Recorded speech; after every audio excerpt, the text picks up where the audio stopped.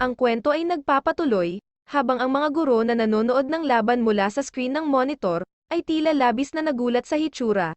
Nakita nila sa kahoy na altar, sa kabilang banda naman ng eksena sa oras na ito ay nilalabanan ni Liang Fei si Guo Hao. Na-touch naman si Wang Ling na nakakita sa pagpupunyagi ng mga kaibigan niya sa laban, at hindi sinasadya na naglabas ng kaunting emosyon at nag-trigger sa kanyang silyadong kapangyarihan at halos masira na iyon.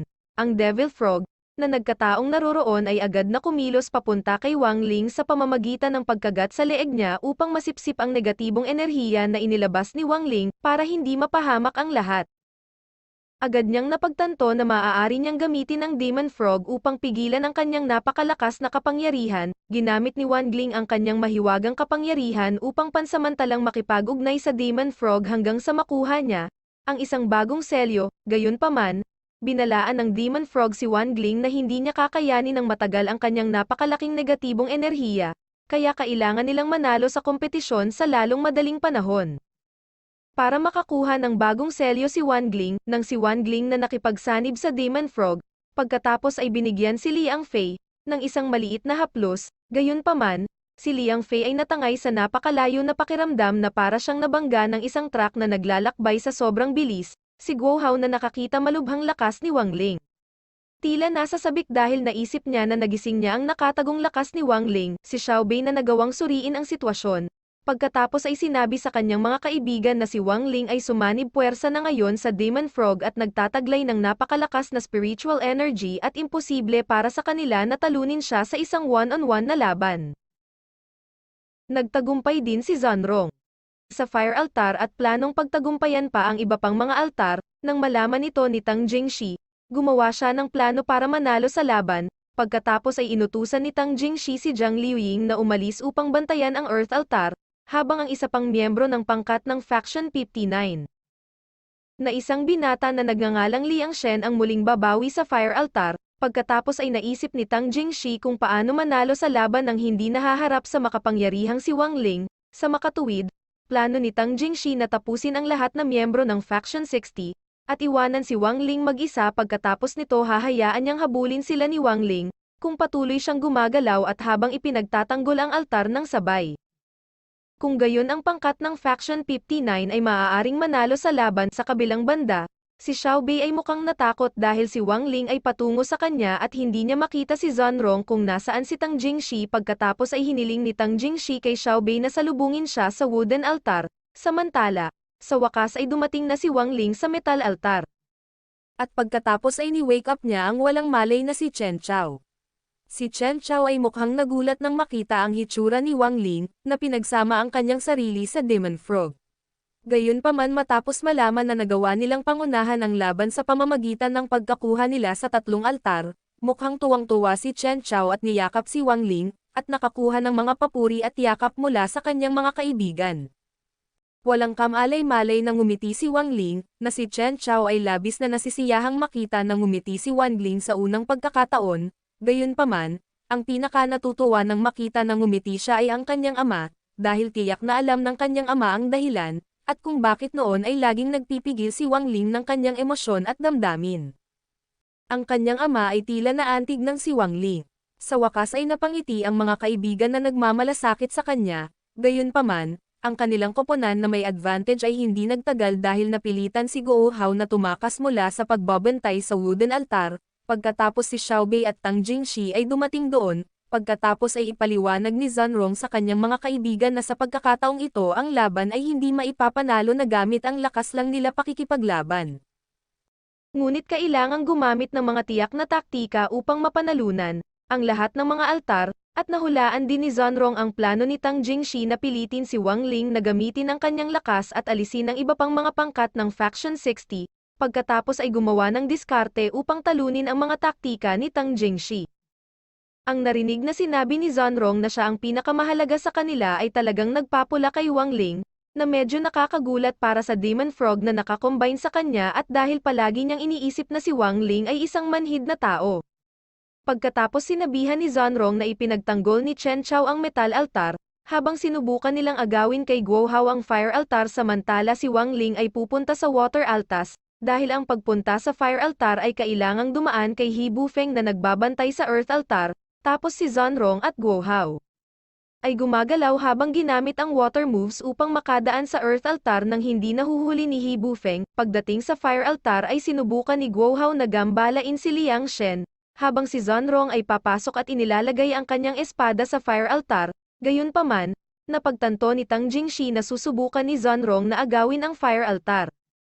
Pagkatapos ay binalaan si Liang Xing na panatilihin ang altar at huwag pansinin si Guo Hao. Si Liang Xing ay kaagad na sinunod ang utos ni Tang Jingshi dahil sa pagkaalam na binabantayan ni Wang Ling sa ngayon ang water altar, at si Tang Jingji at si Zhang Luiying ay napangiti nang mahulaan nila ang plano na gagawin ni Zhonrong. Sa ibang lugar si Chen Chao na nagbabantay sa metal altar, at nagulat siya sa hitsura ni Zhang Luiying na nagbalat kayo bilang si He Bufeng kung saan binabalak niyang agawin ang metal altar. Ang eksena ay bumalik sa nakaraan ng unang nakilala ni Zhonrong si Tang Jingshi ilang taon na ang nakalilipas, kahit na ito ang unang pagkakataon na nagkita sila ay kitang-kita ang puot sa pagitan nila. Naiintindihan naman ito dahil libo-libong taon na ang nakalilipas, ang kanilang mga ninuno ay magkaaway din at laging nag-aaway ng walang panalo. Sina Zhonrong at Tang Jingshi noon ay nagkaroon ng talino sa mga wikang banyaga na parabang nagkakaroon sila ng napakabangis na labanan ng espada. Sa kasalukuyan naman si Zhonrong na nagsisikap na mapagtagumpayan ang fire altar ngunit nabigo, dahil ang pag-atake ng Guo Hao kay Liang Shen ay nakalampas at nataman si Zhonrong. Kasabay nito, agad na naglunsad ng pag-atake si Tang Jingshi kay Zhonrong, at inihayag ang kanyang plano na manalo sa laban. Tinanong ni Tang Jingshi si Xiao Bei sa water altar para bantayan si Wang Ling at inutusan si Zhang Luiying na agawin ang metal altar kay Chen Chao. Pagkarinig nitong si Zhonrong ay mukhang nagulat, at hiniling kay Guo Hao na umalis doon habang kaharap niya si Tang Jingshi, at Liang Shen ng sabay. Pagkatapos ay tinanong ni Zhonrong si Chen Chao na ipagtanggol ang metal altar ng buong lakas. Sa ibang lugar, si Zhang Luiying na nagkukunwari bilang si He Bufeng ay sinubukang harapin si Chen Chao sa pamamagitan ng panunuya sa kanya, nang marinig ang mga panlalait ni Zhang Luiying. Gayunpaman, hindi agad sumuko si Chen Chao dahil nangako siya kay Zhonrong na ipagtanggol ang metal altar kahit na ang kabayaran ng kanyang sariling buhay. Si Zhang Luiying ay naiinis na kay Chen Chao sa patuloy na pag-iwas sa planong palakihin pa ang kanyang tunay na kapangyarihan. Gayunpaman, agad niyang binitawan ang kanyang intensyon dahil ang labanan ay kasalukuyang pinapanood ng maraming tao, at magiging napakalaking problema kung malalaman siya ngayon. Si Zhang Luiying ay napilitang maglunsad ng sunod-sunod na pag-atake kay Chen Chao para sumuko siya. Gayunpaman, naging matyaga si Chen Chao nang kailangan niyang protektahan ang isang bagay na mahalaga sa kanya. Samantala, sinusubukan ni Guo Hao na gisingin ang kanyang spirit sword para matulungan niya si Zhonrong. Nang magpumiglas sina Zhonrong at Chen Chao na talunin ang lahat ng kanilang kalaban. Humingi ng tulong si Guo Hao kay Zhonrong sa paggising ng kanyang spiritual sword dahil ang tanging paraan upang magising ang kanyang spiritual sword ay ang makakuha ng isang lakas mula sa isa pang spiritual sword. Hindi inaasahang pumayag si Zhonrong sa kahilingan ni Guo Hao at isinakripisyo ang kanyang spiritual sword para sa espada ni Guo Hao, dahil dito maaring bumangon ang Fire Phoenix at tulungan silang talunin ang Faction 59. Sa kabilang banda, naramdaman ni Xiao Bei ang paglakas ng espiritual na kapangyarihan. Iyon ay nagmula kay Guo Hao, na may kapangyarihan ng Fire Phoenix Sword Spirit. Si Guo Hao ay maaaring makatulong kay Zhonrong na talunin si Tang Jingshi at Liang Shen ng sabay at mapagtagumpayan ang fire altar. Makita na si Zhonrong na handang isakripisyo ang kanyang spirit sword para magising ang spirit sword ng kanyang kaibigan. Sa wakas ay napagtanto ni Tang Jingshi na si Zhonrong ay nagbago kung saan siya naging mas malakas, nang gusto niyang protektahan at tulungan ang kanyang mga kaibigan. Nagawa ng Faction 60 na mabaliktad ang resulta dahil kay Wang Ling na napagtagumpayan na makuha ang wooden altar. Si Xiao Bei na nakarinig nito ay agad na nagulat dahil nanonood siya kay Wang Ling sa water altar. Sa mahabang panahon, ang lahat ng iyon ay naging plano ni Zhonrong upang mapaghiwalay si Wang Ling at ang Demon Frog, habang ang Demon Frog ay nagkunwari bilang si Wang Ling at nagbantay sa water altar. Ginamit ni Wang Ling ang kanyang espiritual na kapangyarihan na sa paraan na hindi siya madedetect ni Xiao Bei at hindi nakita ni Xiao Bei, na pumuslit na palayo si Wang Ling na patungo sa wooden altar. Sa ibang lugar ang ama ni Wang Ling ay tila nag-aalala tungkol sa kalagayan ni Chen Chao, dahil kapag nalaman ni Wang Ling na ang kanyang matalik na kaibigan ay binugbog, ang kanyang ama ay natatakot na siya ay mawalan ng kontrol at masira ang buong mundo.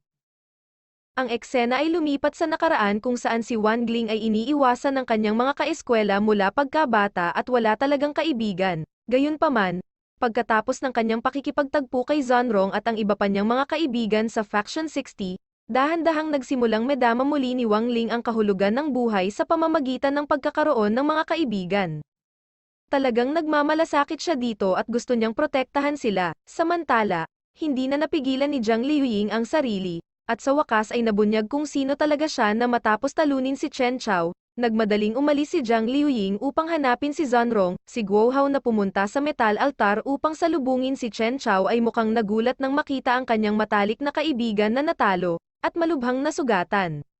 Si Wangling ay sa wakas ay nakarating sa Earth Altar at malapit na itong makuha at manalo sa kompetisyon. Gayunpaman, tila nahihirapan si Wangling na kontrolin ang mga emosyong namumuo sa loob niya, kaya nagpasya siyang kumalas sa pagkakahawak sa kanyang espada ngunit pagkatapos, lumitaw si Zhanrong at hinawakan ang kamay ni Wangling para pakalmahin siya, at sa wakas ay nanalo ang Faction 60 sa Spiritual Sword Competition.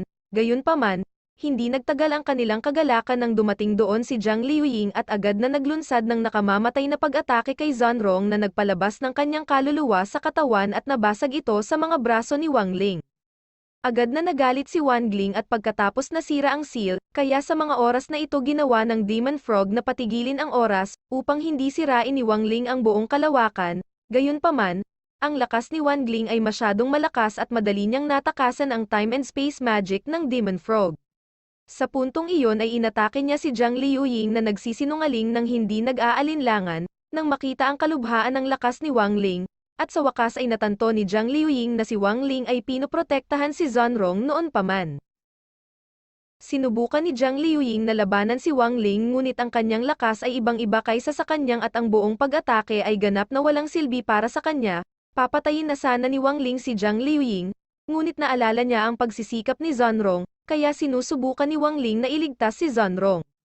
Ngunit naging walang saysay ang lahat ng kanyang pagsusumikap dahil nabasag na ang kaluluwa ni Zhanrong. Napaluha si Wangling at nakonsensya na hindi niya nailigtas si Zhanrong, kahit na handa siyang gawin ang lahat at ibigay ang lahat ng kanyang lakas, para iligtas si Zhanrong hindi pa rin niya nagagawang baguhin ang sitwasyon o ibalik ang panahon, dahil doon sa wakas na pagdesisyonan ni Wangling na muling ayusin ang mundo ngunit hindi pa rin mailigtas si Zhanrong. Sinabi ni Jing Ke sa kanyang Panginoon na ang isang buhay na nawasak, ay kailanman na hindi na maibabalik dahil ito ay naitadhana.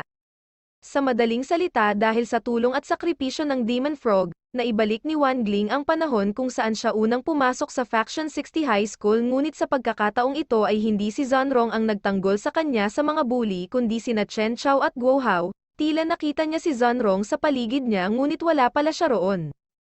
Matapos lumitaw ang kanyang kapangyarihan sa Demon Frog, hindi ibinalik ni Wangling ang oras at sa halip ay lumikha ng isang bagong mundo na may napakalaking espiritual na kapangyarihan na dahan-dahang winasak ang totoong mundo.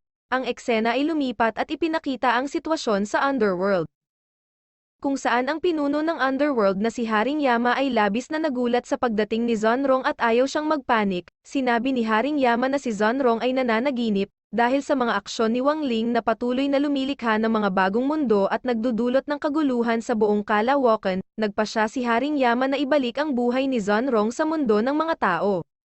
Noong ang mundo ay nasa estado ng kaguluhan dahil sa mga aksyon ni Wangling, sa wakas ay muling nabuhay si Zhanrong, ngunit natandaan na nasa tabi niya si Jing Ke saka ipinaliwanag ang lahat ng nangyari. Alam niyang magugunaw ang mundo kung hahayaang magpatuloy si Wangling at determinado si Zhanrong na gisingin si Wangling. Kahit ano paman ay tutulungan ni Jing Ke si Zhanrong sa pamamagitan ng pagiging kanyang espiritual na espada. Kinailangan ni Zhanrong na lumaban hanggat kaya niya ang napakalaking espiritual na kapangyarihan ni Wangling, pero sa huli, nabuhayan niya si Wangling at tila natuwa siya na si Zhanrong ay nabuhay muli. Pagkatapos nilang magkita, ang oras biglang nag-replay pabalik sa panahong sinusubukan ni Chen Chao na talunin si Zhang Liuying. Gayunpaman, bago pa mailabas ni Zhang Liuying ang kanyang tunay na lakas, direkta siyang tinalo ni Wangling mula sa malayo, at ang Faction 60 ay sa wakas ay nagawang manalo sa Spiritual Sword Competition sa unang pagkakataon. Ang eksena pagkatapos ay lumipat at nagpapakita na si Wangling at Zhanrong bago sila bumalik sa nakaraan, kung saan ipinaliwanag ng Demon Frog na si Wang Ling at Zon Rong ay makukulong doon dahil si Wang Ling ay nagdulot ng kalituhan sa buong kalawakan. Gayunpaman, mayroong isang bagay na magagawa nila para bumalik sa dati, pero napakalaki ng kahihinatnan nito, at maging hindi na maalala ni Zon Rong ang lahat ng pangyayari kung saan inamin niya na mahal niya si Wang Ling, at lumaban ng husto para iligtas ang taong mahal niyang si Zon Rong, at mukhang walang pakialam doon dahil ang pinakamahalaga para sa kanya ay iligtas ang mundo. At ang sangkatauhan, dahil dyan si Wang Ling at Zon Rong ay sa wakas na nakabalik sa nakaraan at nailigtas ang kalawakan sa pagkagunaw. Nakita ni Wang Ling na ang lahat ng kanyang mga kaibigan ay mukhang masaya at proud na nanalo sa spiritual sword competition sa unang pagkakataon, at bagamat hindi naalala ni Zon Rong ang kanilang pagpupunyagi na makabalik sa nakaraan. Laking ginhawa ni Wang Ling na muling nabuhay si Zon Rong, nakuha rin ni Zuo Yi si Zhang Liuying at ikinulong siya. Dumating ang ama ni Wang Ling upang bigyan ng bagong selyo si Wang Ling. Pagkatapos noon ay hiniling ni Wang Ling sa Diablo na Peloka na bumalik sa nakaraan kung saan siya ay banihag ng matandang lalaki sa hindi malamang dahilan. Ito ang pagtatapos ng unang season ng pang-araw-araw na buhay ng seryeng Walang Kamatayang Hari. Maraming salamat sa inyong pagsubaybay. Please subscribe para sa Pusong Pinoy. Ang karugtong ng video na ito ay ipipin sa comment section pag available na. Shoutout na muna po sa mga sumusunod. Nazar Sal Ameda, Ramil Balagtas, Fritz Danks, Gerald Albs, Rom Gamang, Sherwan Adlock, Alexander Pamitan, RJ Manrique, Michael Satana, Princess Joy Chavez, Rhea Noriega, Serve Central Inc., Gapan, Dave Bacos, 11, Pancho Jr., Jonathan De La Cruz, Justine Sabi, Aga Hipolito, Eileen Gervoso, Alfred Lin Gaya, Angelo Española, Angelo Villa Cruz, Antonio de Guzman, Archie Tusi, RJ Ocampo, Ashbat naman, Boy Tigas Official, Buhay Delivery, Charlito Estopia, Chris Balaoro, Krisha M. Kuya Siege, Christopher John Batasin, Kuromichi, Don Inopia, Dale Vincent Desmay, Darwin the Gert, Darwin Dumapit, Darwin Angente, Dean Mark Waiko, Dennis Tura, DJ Cosdori, Antonio Edmar Alabatan, Ellen Fajardo, Figel Oranto, Felix Guapo, for Alan Sismi, Franco Gamer Barrera, Gerald Muso, Gopo Salik, Hackjack, Hackercraft, Outgo Now TV, Henry Discutido.